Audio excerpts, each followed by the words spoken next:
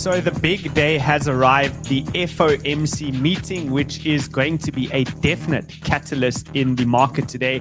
And if you have a look at crypto bubbles over here, you'll notice that there is already a little bit of deleveraging that's going on, which I do find quite funny that people wait for the last day to deleverage. It should be obvious that that was going to happen. And let's get straight into it. Will today be the day that this volatility chart finally leads to its major expansive phase, which we've been waiting for this to start to pick up towards the upside? Or is my pen not working over there? But this area over here on the right-hand side, this is the Bitcoin volatility divided by the VIX, which is the S&P 500's volatility. And when you do look at the VIX has been falling off of a cliff lately. And I would anticipate that it could bounce at any moment. And today would be the best day that you should expect something like that to take place. And then the question is, what happens over here around the Bollinger Bands? Is Bitcoin going to break up or down? Let me know in the comments what your thoughts are. Do you think that Bitcoin is going to break to the upside or the downside today? And that FOMC meeting, as I'm sure many of you are going to ask, it is happening today. So here we are on Wednesday at 2 p.m. That's EST time.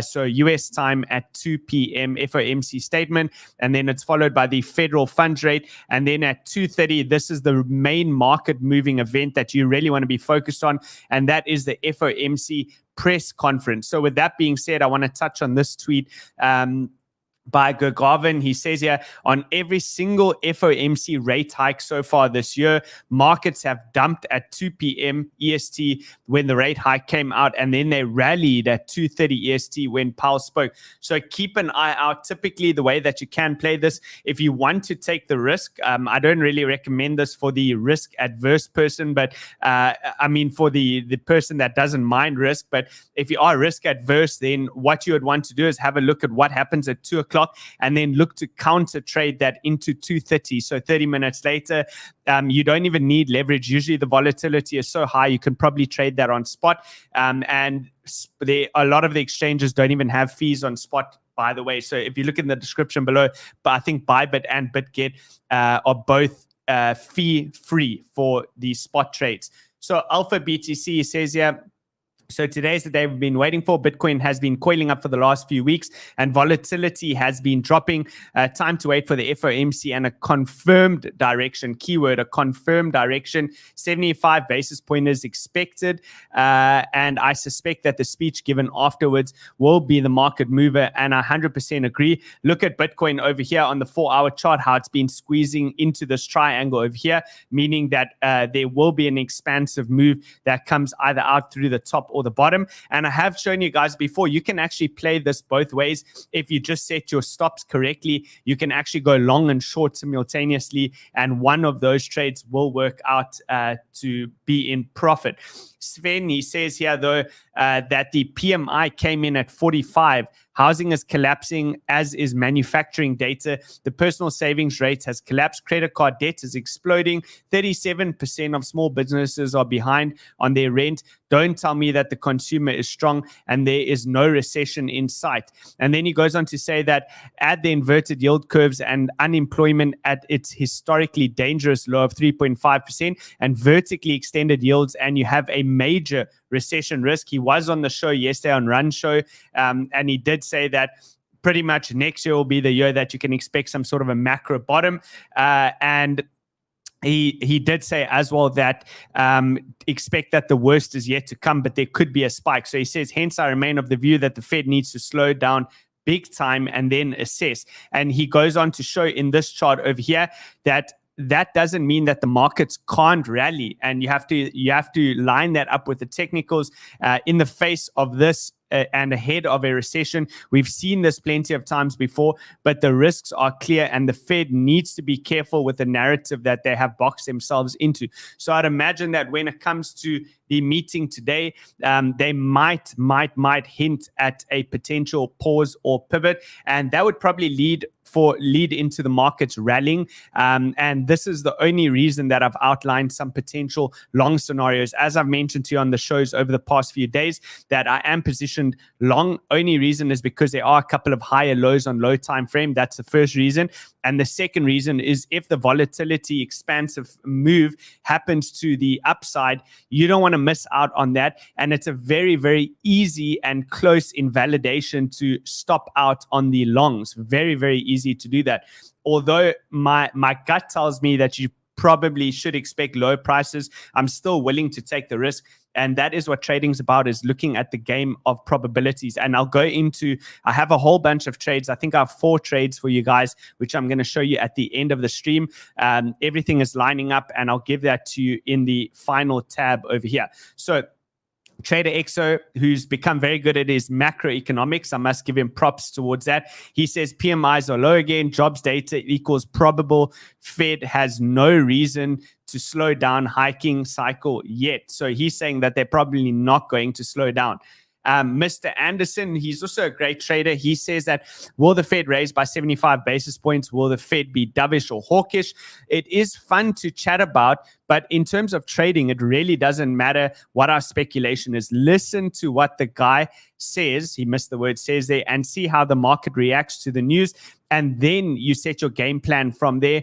Creating a bias is a trap. And it's 100% true.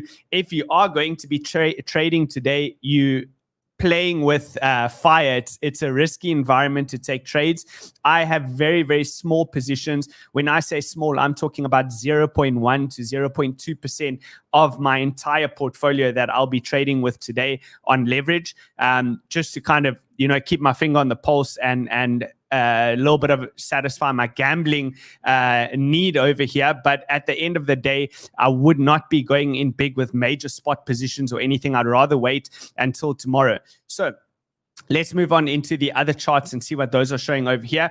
Weekly has reclaimed the 255 MA, as I've mentioned, and you have the Bollinger Bands, which have slowly started to open up, signaling that pretty much this week is going to be the week when we have that move. And there is a lot of resistance above still. So all of this is resistance. Any major spike to the upside could be met with a sell-off, so strong selling pressure from this region over here. So if you see a major spike 15% up, can you imagine today if Bitcoin spikes 15% up following the hint of a pivot or pause in the markets? I can see that happening, and then pretty much tomorrow that will be left as a major wick and everything would go straight back to the downside. I can easily see that happening. So I'll be watching any spike here on my leverage longs. I'll 100% be closing those out, and I'll be immediately wanting to flip short anywhere within this area.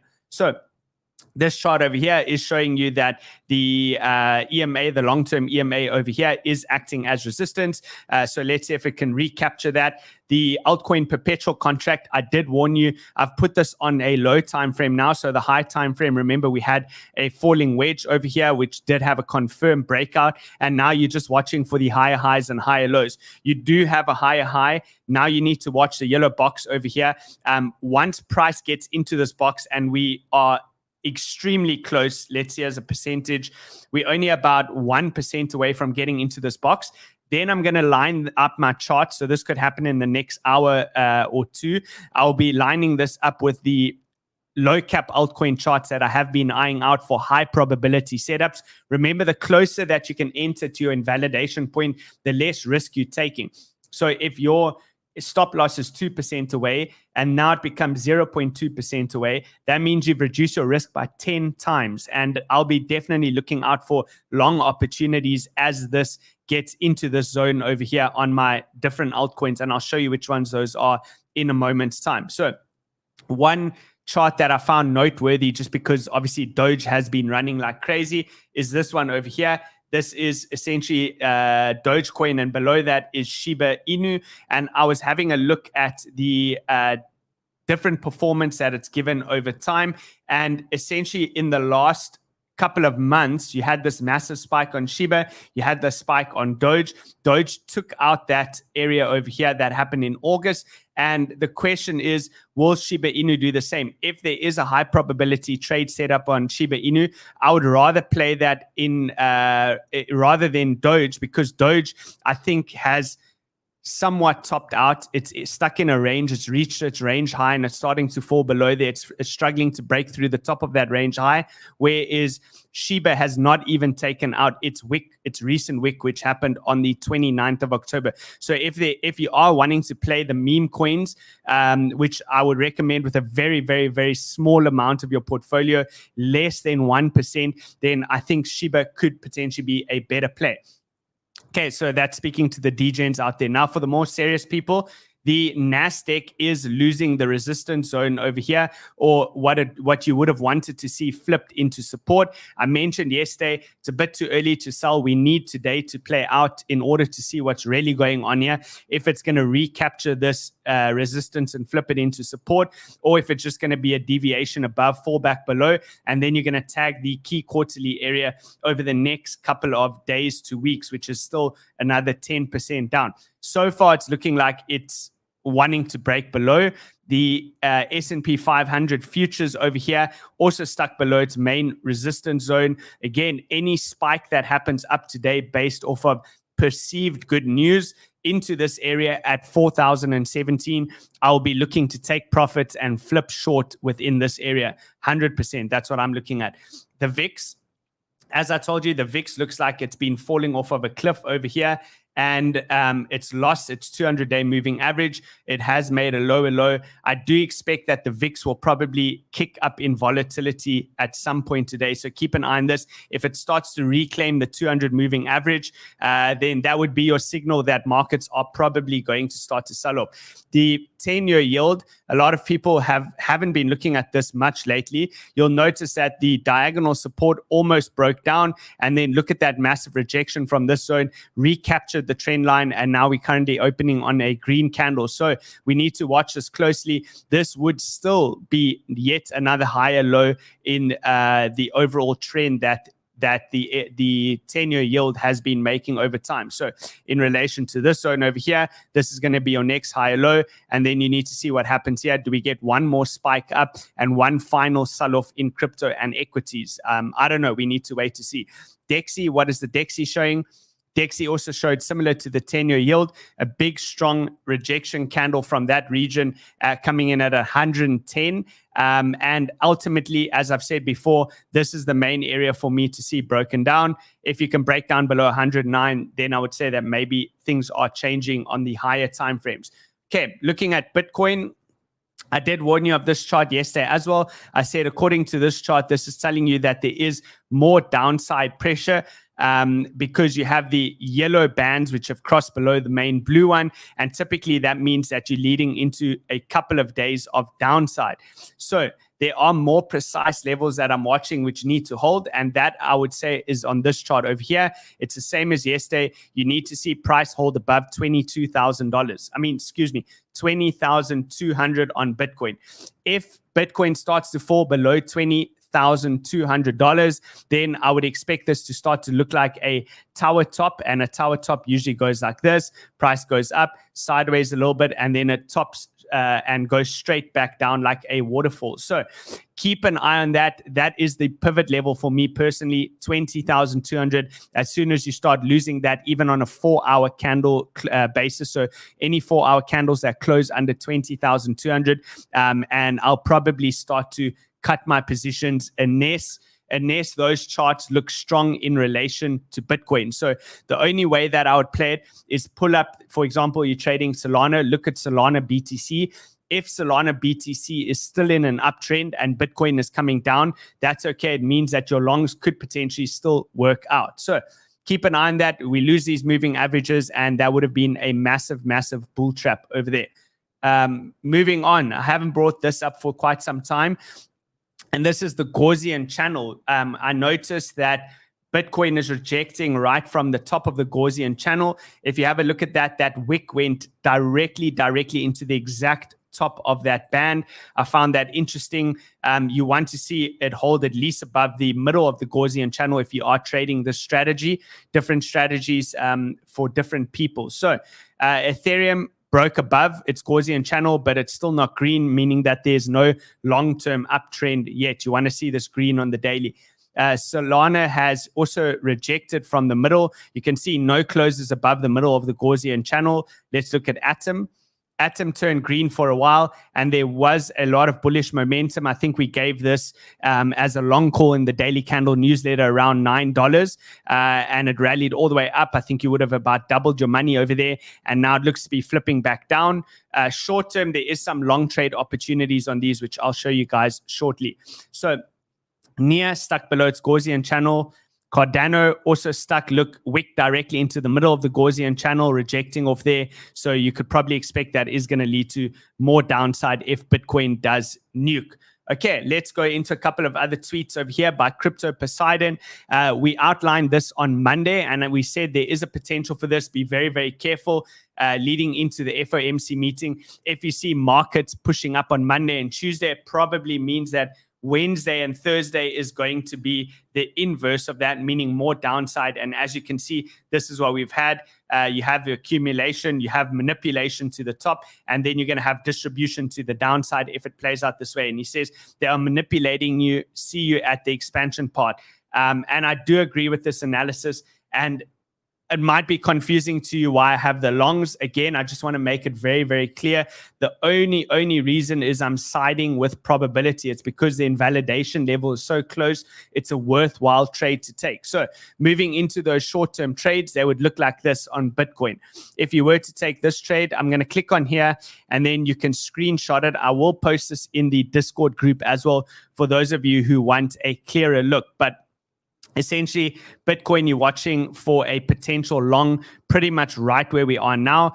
Entry would be anywhere around 20,300 and leading to about 20,200. You can build a position. It would be a hard stop for me if price even wicked below these lows over here on the left-hand side, meaning that at 19,972, you have a hard stop. Look on the right-hand side for those of you that are confused. Essentially the gray box on the right over here, that would be your entry. The red box would be your stop, and then the green at the top is your take profit coming in at 21,525. And again, just to emphasize, this is not financial advice, and I'm definitely not a financial advisor. So take your own trades if you will. Okay, looking at Ethereum. Ethereum, you'd be looking at, it would look like this. So entry would be at 1,568. So pretty much right where we are. I mean, you can lower that because let's reduce the risk. It's already selling off. So 1559. Hard stop would actually be down on the left-hand side over here. But as you can see, that's quite far away. So on the 4 hour, I would probably stop out as soon as it lost the 50 EMA exponential moving average on the 4 hour chart, which is coming in at 1,532. TP would be at 1,777 over there. And if I got stopped out there, I would attempt one more re-entry, something like this. I'll just pull price down like that. I would enter again, something like that on a long with a hard stop over here at 1463. So that's what I'm looking at for Ethereum. Now,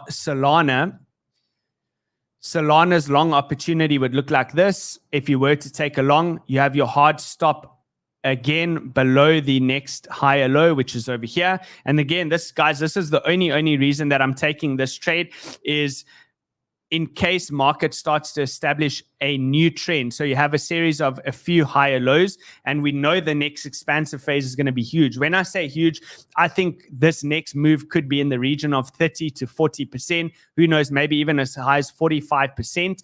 And that's just based off of previous volatility when it's been this low. That's where I get that from, in case you're wondering. You can go and back test. You can see when volatility was this low and you had the next major expansive move, how high did it go? Now, I don't see what's wrong with risking a small long when you're entering over there and your stop is less than 1% away with the off chance that maybe that expansive move is going to go to the upside. So thinking behind this one again, let's quickly put it on so you can see on the right-hand side. So you're looking at your entry over there at $30.93. If it gets down there, your stop loss is at $29.81 and your take profit is at $39.10. That take profit is coming into the previous range high. So I'm essentially playing this one like a range.